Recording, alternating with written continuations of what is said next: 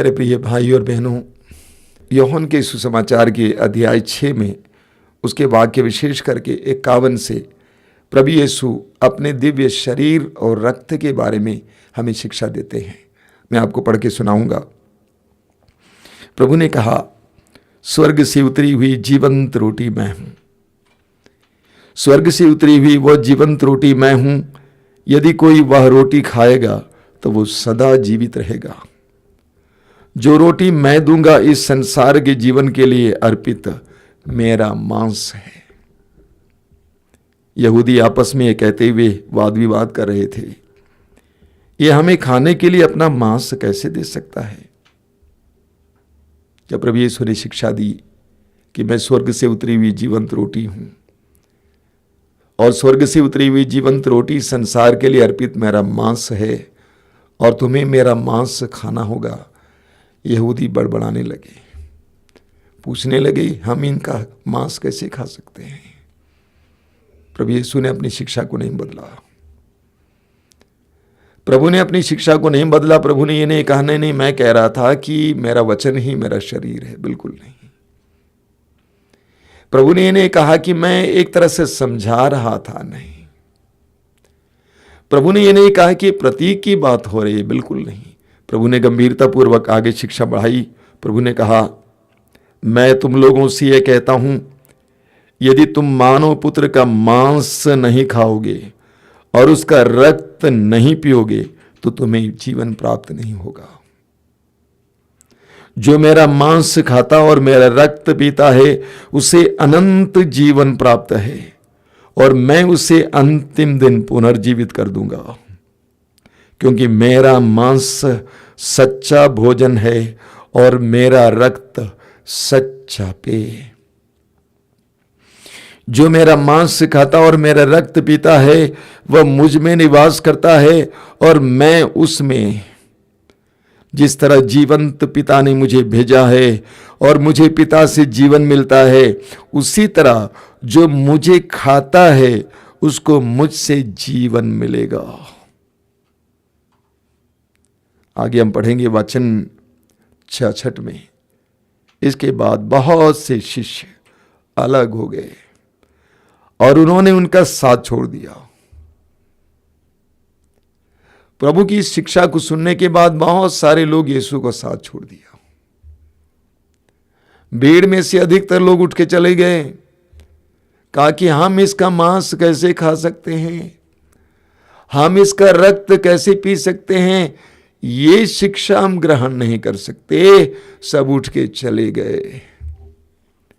आगे देखिए। इसलिए ईसा ने 12 से कहा, क्या तुम लोग भी चले जाना चाहते हो? क्या तुम लोग भी चले जाना चाहते हो तो जा सकते हो, लेकिन मैं अपनी शिक्षा को नहीं बदलूंगा। तुम्हें मेरा मांस खाना होगा और मेरा रक्त पीना होगा। शिष्य नहीं समझ पाए, लेकिन बाद में समझ लिए। प्रभु यीशु ने अपने बलिदान से पहले अंतिम ब्यालू के दौरान मत्ती के सुसमाचार अध्याय 26, लूकस का सुसमाचार अध्याय 22 और मार्कुस का सुसमाचार अध्याय 14 में हम पढ़ते हैं, प्रभु यीशु ने अंतिम ब्यालू के दौरान रोटी का टुकड़ा उठाया, आशीष की प्रार्थना पढ़ी, उसके बाद अपने शिष्यों को दिया और कहा, लो और खाओ, यह मेरा शरीर है जो तुम्हारे लिए बलि चढ़ाया जाएगा। शिष्यों ने लिया और विश्वास के साथ खाया। रोटी का रूप नहीं बदला था, रोटी का रंग नहीं बदला था, रोटी का स्वाद नहीं बदला था, लेकिन उन्होंने विश्वास के साथ यीशु के शरीर को खाया। उसके बाद प्रभु यीशु ने अंगूरी से भरा हुआ प्याला उठाया, दाखरस से भरा हुआ प्याला उठाया, आशीष की प्रार्थना पढ़ी और अपने शिष्यों को देते हुए कहा, यह मेरा रक्त है, नूतन विधान का रक्त, इसे लो और पियो। शिष्यों ने उठाया, पिया। प्रभु ने आगे कहा, यह तुम मेरी स्मृति में किया करो। पेंतकोस के दिन से, उस दिन से लेकर कलीसिया में विश्वासियों ने प्रभु की मृत्यु और पुनरुत्थान की याद में उस अंतिम ब्यालू की घटना को दोहराया, स्मृति में किया। हम पढ़ेंगे प्रेरित चरित अध्याय 2 उसके वाक्य 42 में, नए विश्वासी दत्तचित्त होकर प्रेरितों की शिक्षा सुना करते थे, भ्रातृत्व के निर्वाह में ईमानदार थे और प्रभु भोज तथा सामूहिक प्रार्थनाओं में नियमित रूप से शामिल हुआ करते थे।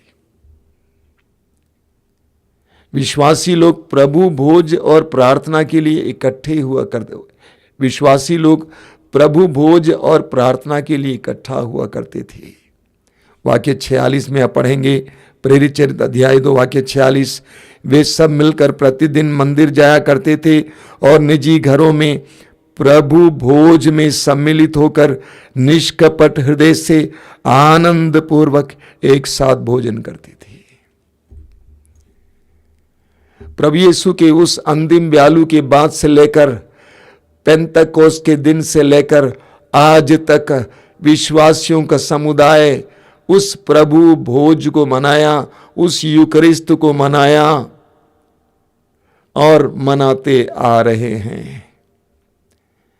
प्रभु यीशु के इस अंतिम भोज और प्रभु भोज या परम प्रसाद या पवित्र यूकरिस्त के बारे में नए विधान में पहली बार संत पौलुस ने लिखा है।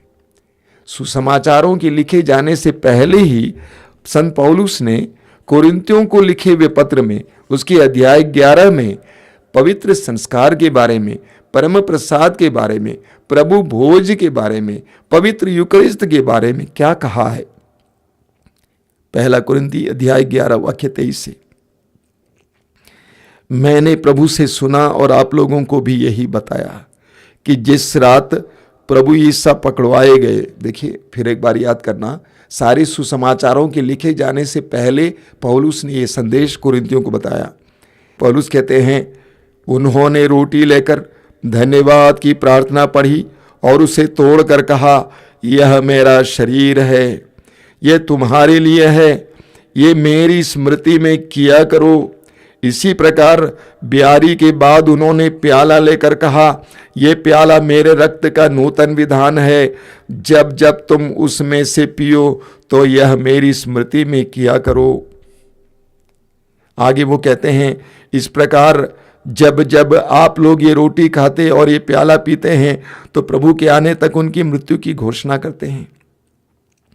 इसलिए जो अयोग्य रीति से वह रोटी खाता या प्रभु का प्याला पीता है, वह प्रभु के शरीर और रक्त के विरुद्ध अपराध करता है। तो पौलुस अपने शिष्यों को बताते हैं कि जब आप उस रोटी को खाते हैं, उस प्याले में से पीते हैं, आप यीशु के शरीर और रक्त को ही ग्रहण करते हैं। उसको अयोग्य रीति से ग्रहण नहीं करना चाहिए। योहन के सुसमाचार के अध्याय 13 उसके वाक्य 27 में हम पढ़ते हैं, अंतिम ब्यालू के समय प्रभु यीशु ने रोटी उठाई और यूदस को दिया। यूदस ने उसको खाया और उसके अंदर शैतान प्रविष्ट कर गया, क्योंकि वह योग्य रीति से ग्रहण नहीं किया था। तो पौलुस हमें बताते हैं कि उस प्रभु भोज में, उस यूकरिस्त में जो रोटी हम खाते हैं वो यीशु का शरीर है, और जिस प्याले से हम पीते हैं वो यीशु का पवित्र रक्त है। हमें योग्य रीति से उसको ग्रहण करना चाहिए। पिछले 2000 वर्षों में दर्जनों दर्जनों परम प्रसाद के चमत्कार हुए हैं, जिसके द्वारा प्रभु यीशु हमें बताना चाहते हैं उस रोटी में यीशु का शरीर है और उस प्याले में यीशु का रक्त है। मैं आपके सामने कुछ चमत्कारों का उदाहरण देना चाहता हूं। 1996 अगस्त महीने में अर्जेंटीना के सेंट ब्रिंडन चर्च में मिसा बलिदान चल रहा था। पुरोहित ने परम प्रसाद वितरित किया था। एक नारी ने गिरजाघर के अंतिम कोने में बैठी थी। उसने देखा कि परम प्रसाद जमीन पर पड़ा हुआ है, किसी के हाथ से गिर गया था और वहां पर काफी लोग चले थे। उन्होंने तुरंत खबर दिया फादर को। पुरोहित बड़े सम्मान के साथ वहां से परम प्रसाद उठाए और ले जाकर एक शीशे की कटोरी में डाल दिया, पानी डाला, ये सोचकर कि गंदा हो गया है इसीलिए मैं उसको गला दूंगा, 2-3 दिन के बाद गल जाएगा तो कहीं पे सम्मानपूर्वक गिरा दूंगा। 3 दिन के बाद जब पुरोहित उस पवित्र संदूक को खोला जहां पे उन्होंने रखा था, तो उन्होंने क्या देखा? पानी में डाला हुआ वो परम प्रसाद अब मांस का टुकड़ा बन गया है और वो भी जिंदा मांस का टुकड़ा हो गया है। वो घबरा गए और उन्होंने उस समय अपने धर्म प्रांत के उप धर्माचार्य, जो आज हमारे संत पापा फ्रांसिस हैं, वो वहां के उप धर्माचार्य जी थे, उनको खबर दिया कि स्वामी जी मैंने ऐसे देखा, चमत्कार पूर्ण कार्य देखा। तो उन्होंने कहा कि उसकी तस्वीर लेकर रखो और उसको सुरक्षित पवित्र संदूक में रखे रहो।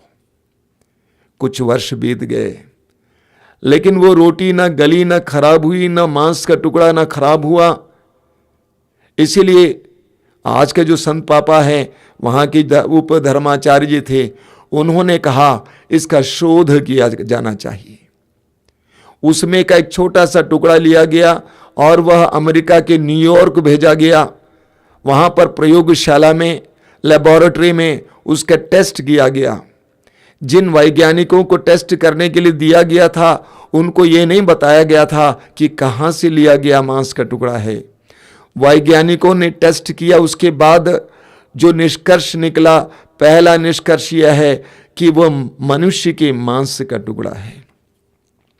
दूसरा निष्कर्ष यह है मनुष्य के हृदय के मांस का पेशी का टुकड़ा है। आगे ये निकला कि वो जिंदा है, वो मांस का टुकड़ा जिंदा है, उसमें जो सेल्स थे अभी मरे नहीं हैं। बाद में जब पता चला कि यह उस पवित्र रोटी संस्कार से निकला हुआ मांस का टुकड़ा है, लोग अवाक रह गए।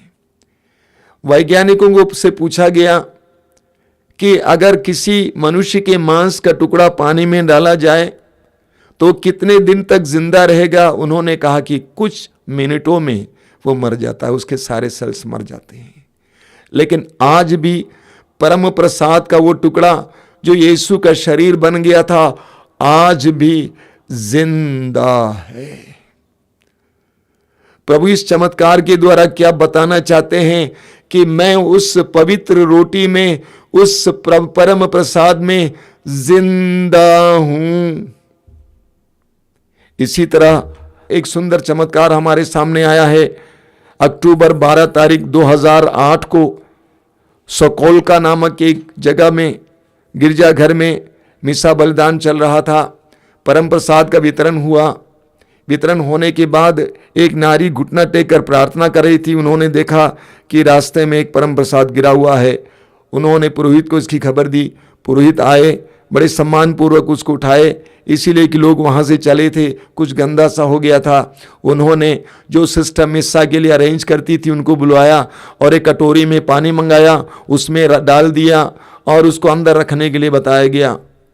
2-3 दिन के बाद जब वो सिस्टर जहाँ पे रखा गया था उस अलमारी को खोल के देखा तो उन्होंने देखा कि वो परम प्रसाद जो रोटी जो डाली गई थी उसका आधा हिस्सा मांस का टुकड़ा बन गया है।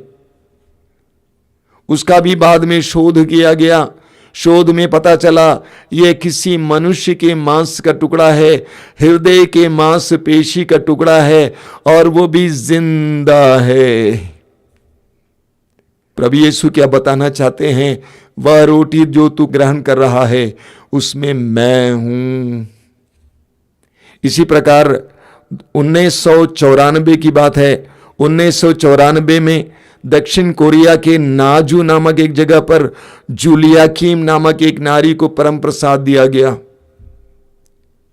जब उसको परम प्रसाद दिया गया, उसके जुबान पर, उसकी जीभ पर परम प्रसाद मांस का टुकड़ा बन जाता है और उसमें से लहू बहने लगता है। उसमें से लहू बहने लगता है। लोगों ने देखा, बार बार उस नारी को इसी तरह का अनुभव हुआ।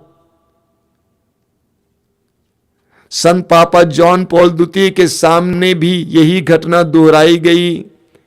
उन्होंने स्वयं अपनी आंखों से देखा कि उस नारी की जीभ पर वह परम प्रसाद मांस का टुकड़ा बन गया और उसमें से रक्त बहने लगा।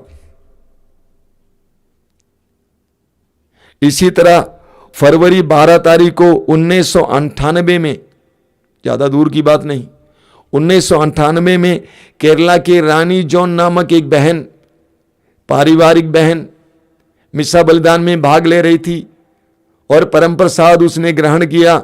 उसके जीभ पर भी परम प्रसाद यीशु का शरीर बन जाता है और उनकी जीभ से लहू बहने लगता है। जानते हैं मेरे प्रिय भाई और बहनों, जो परम प्रसाद आप ग्रहण करते हैं वो यीशु का शरीर और रक्त है। मैंने आपके सामने मात्र 4 उदाहरण रखा, 4 घटनाएं बताई। ऐसे दर्जनों दर्जनों उदाहरण आपको मिलेंगे जहां पर प्रभु यीशु अपने विश्वासियों को समझाते हैं, जो परम प्रसाद तुम ग्रहण करते हो वो मेरा शरीर है, मेरा रक्त है। इन घटनाओं को देखते हुए कैथोलिक चर्च में, गिरजाघरों में, पवित्र संदूक में प्रभु यीशु के पवित्र शरीर को सुरक्षित रखा जाता है। मिसा बलिदान में जो रोटी यीशु के शरीर में बदल गई है उसको परम प्रसाद के रूप में पवित्र संदूक में रखा जाता है। शुरू में वह रोगियों को देने के लिए रखा गया था, लेकिन आज हर कैथोलिक गिरजाघर में प्रभु का शरीर पवित्र संदूक में रखा जाता है। लोग पूछते हैं बाइबल में कहाँ लिखा हुआ? कहीं नहीं लिखा हुआ है, लेकिन आपको मिलेगा सामुएल के पहले ग्रंथ के अध्याय 21 में प्रभु की उपस्थिति की रोटी के बारे में। पवित्र रोटियां जो प्रभु की उपस्थिति में रखी गई थी, उपस्थिति का सूचक थी। इसके अलावा आप देखेंगे कैथोलिक कलीसिया में उसी परम प्रसाद की खुलेआम आराधना होती है। तर्क बिल्कुल सरल है। मिसा बलिदान में, प्रभु भोज में जो रोटी यीशु का शरीर बन जाता है वो सिर्फ खाने भर के लिए नहीं बन जाता है, और यही कारण है कि उसकी आराधना की जाती है। और उस आराधना के दौरान चमत्कार और चिन्ह प्रकट होते हैं। मैंने आपको बताया है बहुत बड़े तीर्थ स्थान लूर्द में, मां मरियम का बहुत बड़ा तीर्थ स्थान लूर्द, वहां पर हजारों की संख्या में लोग इकट्ठे होते हैं। जब परम प्रसाद का जुलूस होता है उस समय बड़े बड़े चिन्ह और चमत्कार प्रकट होते हैं, बड़ी बड़ी चंगाइयां होती हैं प्रभु के दिव्य शरीर की उपस्थिति के द्वारा। हमारे आश्रम में जो दर्शन भवन है जहां 24 घंटे परम प्रसाद को रखा जाता है खुला, यह चमत्कार का स्थान है। दर्जनों दर्जनों रोगी वहां पे आए हैं और चमत्कार का अनुभव किए हैं। हजारों लोग वहां पर आए हैं, प्रभु के स्पर्श का अनुभव किए हैं। परम प्रसाद में यीशु विराजमान है, यीशु की उपस्थिति है। लोग पूछते हैं बाइबल में कहां लिखा हुआ है?